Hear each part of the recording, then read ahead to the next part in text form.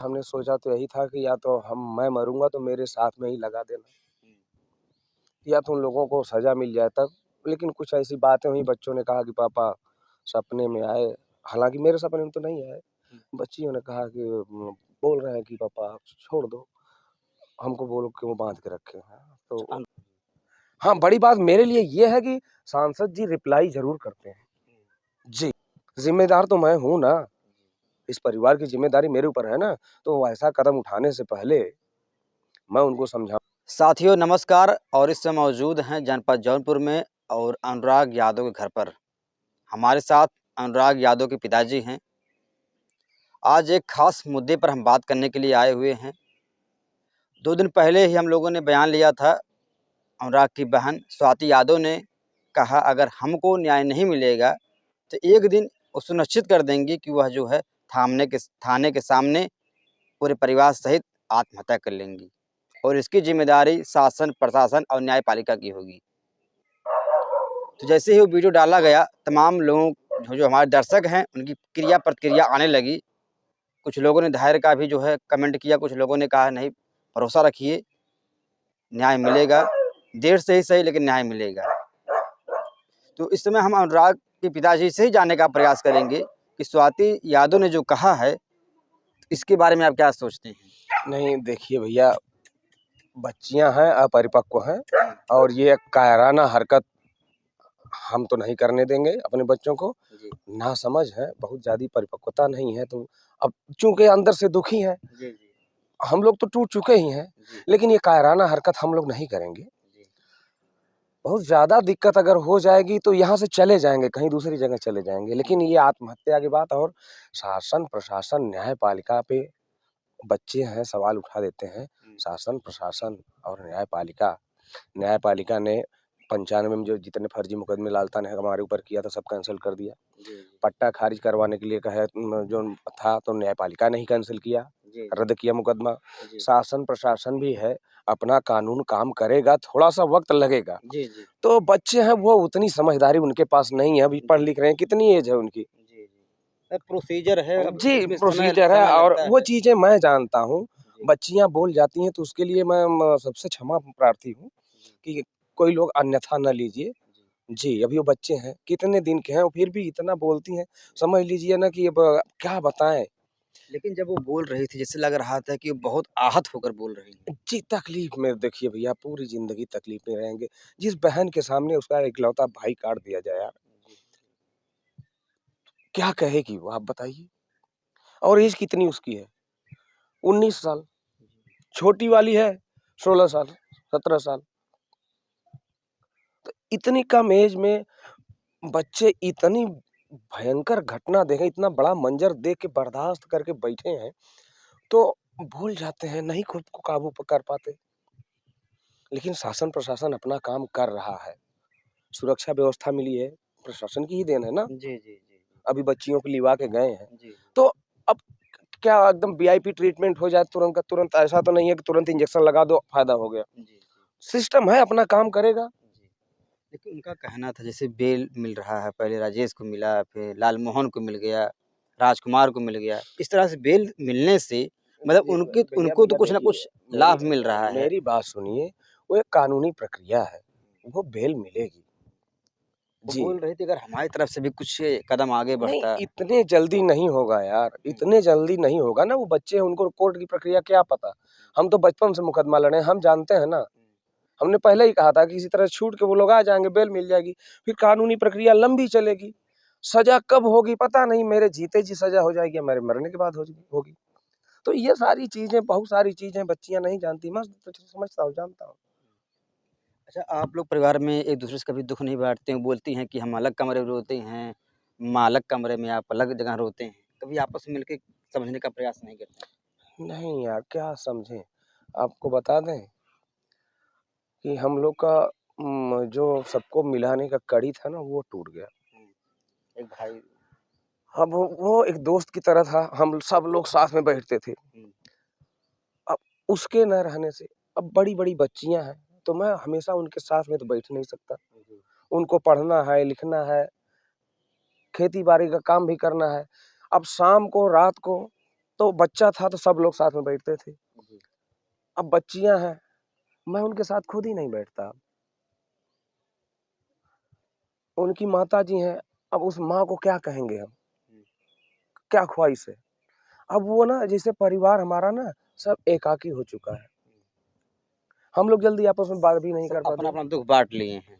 बाँट नहीं लिए, सब अपने आप को आप अपने में समेट लिए हैं। हुँ, पहले जितना खुले थे हम लोग ना, हुँ, हुँ, अब वो बातें नहीं रह गई हैं। सब हुँ, अपने-अपने दिल में अपना-अपना दर्द छुपा के बैठे रहते हैं। हुँ। मतलब चेहरे पे मुस्कुराहट रहती है कि हम लोगों के पास कोई गम नहीं है, लेकिन अंदर ही अंदर इनको जो है टेंशन रहती है। मुस्कुराने का भी कई बातें होती हैं, आँसू भी कई तरह से निकलते हैं। कभी-कभी खुशी में आँसू निकलते हैं, कभी गम में हुँ, और कभी-कभी आदमी भी गम में भी मुस्कुराता है। हुँ, तो मजबूरी होती है। तमाम चीज़ें होती हैं और मुस्कुराने की वजह अब क्या बताएँ? क्या रह गई? आप खुद नहीं मुस्कुरा पाते हो हमसे बात करके, तो मेरा तो गया ही है, मैं क्या कैसे मुस्कुरा दूँगा यार? लेकिन फिर भी दुनिया ज़माने को दिखाने के लिए चलता हूँ, फिरता हूँ। जी। आप इसमें बताइए प्रधान जी से हम लोग मिले, उनसे बयान लिए, प्रधान जी आने वाले हैं, कुछ जानकारी मिली आपको? प्रधान जी का घर है यार, उसमें आने के लिए सबको बताने की ज़रूरत क्या है? हुँ, उनका घर है, वो नहीं आते, हम खुद प्रधान जी से मिलने चल जाते हैं, अपने घर का बच्चा है यार, हुँ। उसमें कहने की बताने की ज़रूरत क्या है? नहीं, हमें लगा कि आपको जानकारी होगी। यार इसमें कौन-सी जानकारी है? अपने बच्चा अपने घर पे आएगा, हमको बता के आएगा, जानकारी दे के, जब चाहे तब आए जी। और हम खुद उनसे मिलने सुबह-शाम चले जाते हैं, जब हमारा दिल करता है कि नहीं यार 2-3 दिन हो गए, 4 दिन हो गए, हुँ, चलो भाई प्रधान जी से मिल के आते हैं, तो सुबह मॉर्निंग वॉक पे टहलते हुए जाते हैं, उनसे मिल के चले आते हैं। जी, जी। और प्रधान जी अपने गाँव के प्रधान जी आज मेरे घर आएँगे, ये कैसी जो है नहीं, न्यूज़ है भाई? इस बार हम स्वाति ने जो बात कहा है, उस परिपेक्ष में बात करने के लिए। नहीं देखिए, स्वाति ने जो कहा, मैंने तो कहा ना हाँ, कि स्वाति ने जो कहा तो जिसके लिए कहा, हुँ, वो सच कहा है। हुँ, सांसद जी ऐसे हैं, हुँ, उसमें कोई तो दो राय नहीं है भाई।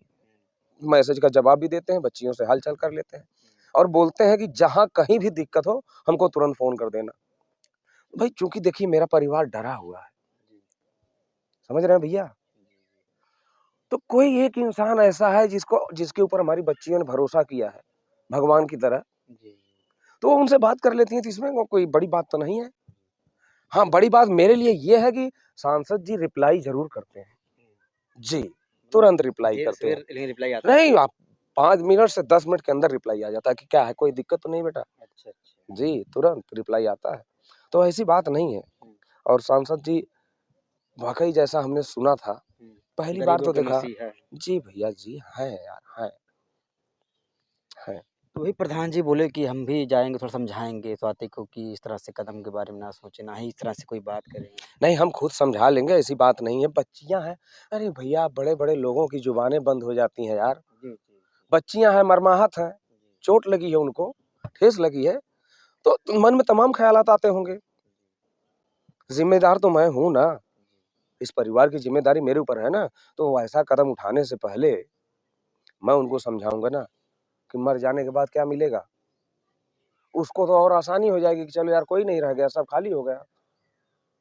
लेकिन कहीं न कहीं एक मरना बहादुरी का काम नहीं होता है। हुँ, मरना बहादुरी का काम नहीं है।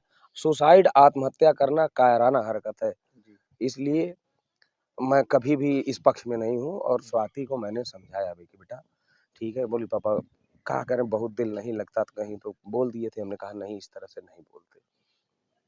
कायराना हरकत नहीं करते। हमने तुम लोगों को बहादुर बनाया, कायर नहीं बनाया।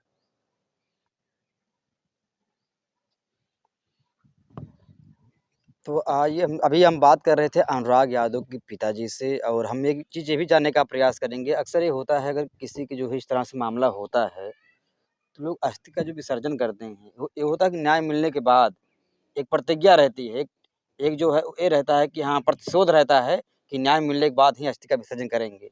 लेकिन अभी आपको न्याय भी नहीं मिला और आपने अस्थि विसर्जन कर दिया है।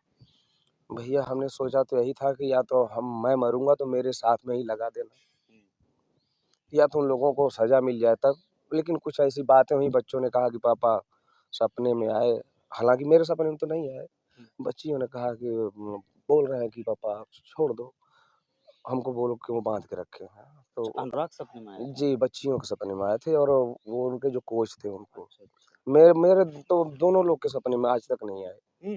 आज तक हमने देखा भी नहीं दोबारा, सिर्फ़ फ़ोटो देख लेता हूँ, फिर भी सपने में नहीं आता। अच्छा, अच्छा। तो ऐसा कुछ था तो बच्चों ने कहा, हुँ। तो हमने कहा कि भाई जाने दो, इतनी कौन-सी बड़ी प्रतिज्ञा है। जी, जी, मैं कौन-सा पितामह भीष्म हूँ जी। कि प्रतिज्ञा टूटेगी तो दिक्कत हो जाएगी। अनुराग सपने में क्या बोल रहा था? हमसे नहीं कुछ कहा, बच्चियों ने जो कहा हमने बता दिया भैया। हुँ। मतलब इसीलिए आपने किया? जी, इसीलिए हमने विसर्जित करके हाथ जोड़ लिया, भैया जाओ। हुँ। उसके बाद से कुछ ऐसा कुछ फिर हुआ? नहीं, वैसा कुछ तो नहीं हुआ फिर। हुँ। तो फिर सपने में नहीं आए? हाँ, मेरे सपने में तो आए ही नहीं यार अभी हुँ। तक, कितनी बार बताऊँ। बच्चियों के सपने में? अब मैं बोला ना कि बच्चियाँ मुझसे बात ही नहीं करती है जल्दी, हम लोग बात नहीं कुछ करते। बताती नहीं हैं? अरे भाई क्या न्यूज़ बनाते हो यार।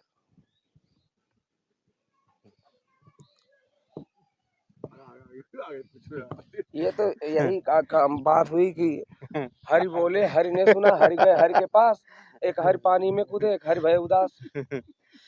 सीखो बेटा अभी थोड़ा और जी, तराशो अपने आप को, जी, जी। कोई दिक्कत नहीं, इसको कट कर दीजिएगा। हाँ, हो जाएगा, हाँ, हो जाएगा। आप लोग काट दीजिएगा। आप कितना बड़ा न्यूज़ बनाओगे भैया, आप जेल जी, मत परेशान करो यार। जी। दोस्तों हमारे साथ हैं अनुराग यादव के पिताजी। जैसा कि हमने आपको दिखाया था कि स्वाति बहन ने जिस तरह से एक बयान दिया कि जो है अगर न्याय नहीं मिलेगा तो वह आत्मदाह का प्रयास करेंगी। लेकिन आज अनुराग यादव के पिताजी से हमने बात कहा, उन्होंने कहा बच्चियाँ अभी नासमझ हैं, तो ऐसी गलती उनके मुँह से हो गई। फिलहाल इन्हें समझाने का प्रयास करेंगे और ऐसा कभी कदम नहीं उठाएँगे, क्योंकि आत्महत्या करना कहीं न कहीं कायरता है और इन्होंने कभी अपने बच्चों को जो है कायर होना नहीं सिखाया है। अपने बच्चों को उन्होंने लड़ना सिखाया है, बहादुर बनाया है। अनुराग भी एक ताइक्वांडो खिलाड़ी था। अगर जीवित होता हमारे बीच तो वह भी जो है देश के लिए नाम रोशन करता, मेडल लाता, ओलंपिक में भी भाग लेता, लेकिन वही रहा, आज हमारे बीच नहीं है। मगर हम भी, हमारा जो ये देश है, उस पल का इंतज़ार कर रहा है, किस दिन अनुराग यादव को न्याय मिलेगा। तब तक के लिए जय हिंद, जय भारत।